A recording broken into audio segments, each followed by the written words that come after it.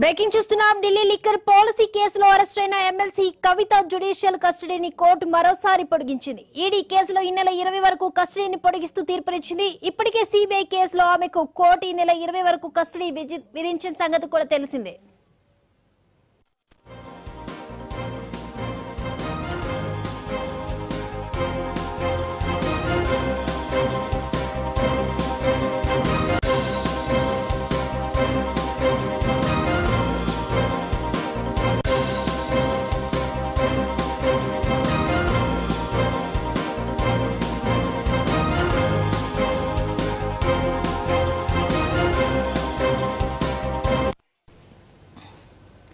Delhi liquor policy కేసులో arrest అయిన MLC కవిత judicial కస్టడీని court మరోసారి పొడిగించింది. ఈడీ కేసులో ఈ నెల 20 వరకు కస్టడీని పొడిగిస్తూ తీర్పునిచ్చింది.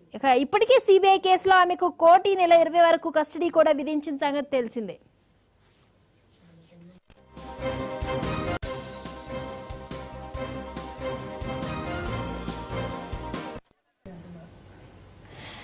ఢిల్లీ లిక్కర్ ఈడీ కేసులో కవిత జ్యుడిషియల్ రిమాండ్ ను స్పెషల్ కోర్టు మే 20 వరకు పొడిగించినట్లు తెలుస్తోంది. ఈ అంశానికి సంబంధించి మరిన్ని అప్డేట్స్ అందించడానికి ఢిల్లీ నుంచి మా ప్రతినిధి రామకృష్ణ సిద్ధంగా ఉన్నారు. రామకృష్ణ, ఇక లిక్కర్ స్కామ్ లో కీ రోల్ ప్లే చేసినటువంటి ఢిల్లీ లిక్కర్ స్కామ్ లో కీ రోల్ ప్లే చేసినటువంటి బీఆర్ఎస్ ఎమ్మెల్సీ కవిత జ్యుడిషియల్ రిమాండ్ ను మే 20 వరకు పొడిగించింది సిబిఐ ప్రత్యేక న్యాయస్థానం. మరి సిబిఐ ప్రత్యేక న్యాయస్థానంలో ఈ రోజు కవిత సంబంధించిన జ్యుడిషియల్ రిమాండ్ కవిత సంబంధించిన లిక్కర్ కేసుపై విచారణ జరిగింది. మరి ఒకవైపు ఎన్ఫోర్స్మెంట్ డైరెక్టరేట్, ఇంకోవైపు సిబిఐ ఇద్దరు కూడా ఆమెకి ఇటువంటి పరిస్థితుల్లో ఎలాంటి రిలీఫ్ ఇవ్వద్దని చెప్పేసి కోరారు. మరి దాంతో పాటు 200 పేజీల ఛార్జ్ షీట్ ను దాఖలు చేసింది ఎన్ఫోర్స్మెంట్ డైరెక్టరేట్ రోజవెన్ని కోర్టులో. మరి దాంట్లో అనేక అంశాలు పొందుపరిచారు. కవిత పాత్ర పుష్కలంగా, అంటే పర్ఫెక్ట్ గా కవిత ఎక్కడెక్కడికి వెళ్ళారు, ఏం చేశారు, ఈ స్కీమ్ లో ఆమె పాత్ర ఏంటి, ఆమె ఎవరెవరిని కలిశారు, దాంతో పాటు ఎంత ముడుపులు స్వీకరించారు, ఎంత ముడుపులు పంపించారు అనే అంశానికి సంబంధించిన పూర్తి వివరాలన్నింటినీ కూడా అందులో ఛార్జ్ షీట్ లో పెట్టుకోవడం జరిగింది. మరి ఈ నేపథ్యంలో ఛార్జ్ షీట్ పై ఇంకా కొద్దిసేపులో డెసిషన్ తీసుకునే అవకాశం అయితే ఆమె జ్యుడిషియల్ రిమాండ్ ఉంది. ఆ జ్యుడిషియల్ రిమాండ్ అయితే మాత్రం ఈ రోజు ముగిసిన నేపథ్యంలో సిబిఐ ప్రత్యేక న్యాయస్థానం జడ్జి కావేరి పవేజా ఆమె జ్యుడిషియల్ రిమాండ్ 20వ తేదీ వరకు పొడిగించడం జరిగింది. Right, thank you Ramakrishna.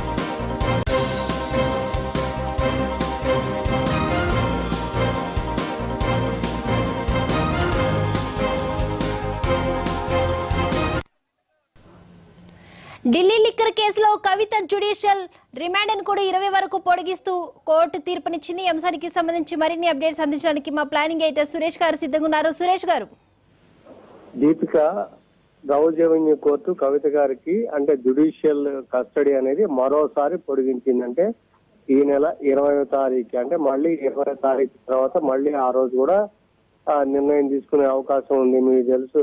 అయితే ఢిల్లీ హైకోర్టులో కవిత గారు బెయిల్ పిటిషన్ దాఖలు చేశారు. అంటే 2 కేసులు, ఒకటి ఈడీ, ఇంకోటి సిబిఐ కేసు ఉంది. ఈడీ కేసులకు సంబంధించి ఢిల్లీ హైకోర్టులో పిటిషన్ దాఖలు చేశారు, తన బెయిల్ ఇవ్వాల్సిందిగా. దాని మీద ఢిల్లీ హైకోర్టు స్పందిస్తూ ఈడీకి నోటీస్ జారీ చేశారు, దీని మీద మీ స్పందన ఏంటి అని చెప్పని. సో కేసును 24వ తేదీకి ఢిల్లీ హైకోర్టు కేసు విచారణ టేకప్ చేయబోతుంది. అంటే ఇది 20 వరకే కాబట్టి సో మళ్ళీ 20వ తారీఖున రౌజ్ రెవెన్యూ కోర్టు నిర్ణయం తీసుకునే అవకాశం ఉంది. ఆ రకంగా మళ్ళీ ఒకసారి కూడా జ్యుడిషియల్ రిమాండ్ పొడిగించే అవకాశం ఉంది. మీకు తెలుసు మొన్న 7వ తారీఖు ముగిస్తే వారం రోజులు పొడిగించారు, మళ్ళీ ఇప్పుడు వారం రోజులు మళ్ళీ పొడిగించారు.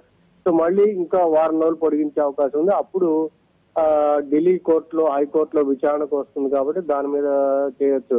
అయితే ఇక్కడ అరవింద్ కేజ్రీవాల్ గారికి ఎన్నికలకు సంబంధించి సుప్రీంకోర్టు కేవలం ఎన్నికల ప్రచారంలో పాల్గొనడానికి సీఎం కార్యాలయం కూడా వెళ్ళకూడదు, అదే విధంగా సెక్రటేరియట్ కూడా వెళ్ళకూడదని షరతులు విధిస్తూ కేవలం ఎన్నికల ప్రచారంలో పాల్గొనడానికి అరవింద్ కేజ్రీవాల్ గారికి సుప్రీంకోర్టు మధ్యంతర బెయిల్ అంటే జూన్ 1 వరకు ఇచ్చారు. 2వ తారీఖు ఆయన లొంగిపోవాల్సి ఉంది.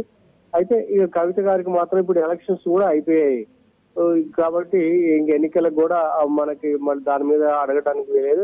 అయితే గతంలో రౌజ్ రెవెన్యూ కోర్టుని అడిగాను, తన కుమారుడికి ఇప్పుడు ఇంటర్ అది అయిపోతుంది కాబట్టి కొంచెం నేను దగ్గరుండి చూసుకోవాల్సిన అవసరం ఉంది కాబట్టి ఆ రకంగా అంటే రౌజ్ రెవెన్యూ కోర్టు దాన్ని తిరస్కరించింది. మరి ఢిల్లీ హైకోర్టు కనుక ఆ బెయిల్ కి సంబంధించి ఒకవేళ ఏదైనా కన్సిడర్ చేస్తే 24 తర్వాతనే కవిత గారికి సంబంధించి బెయిల్ వస్తుందా, మళ్ళీ ఇంకా అలానే కంటిన్యూ జైలు ఉండాల్సి వస్తుందా జ్యుడిషియల్ కస్టడీలో అనే విషయం తెలిసే అవకాశం ఉంది. Deepika. Right, thank you Suresh గారు.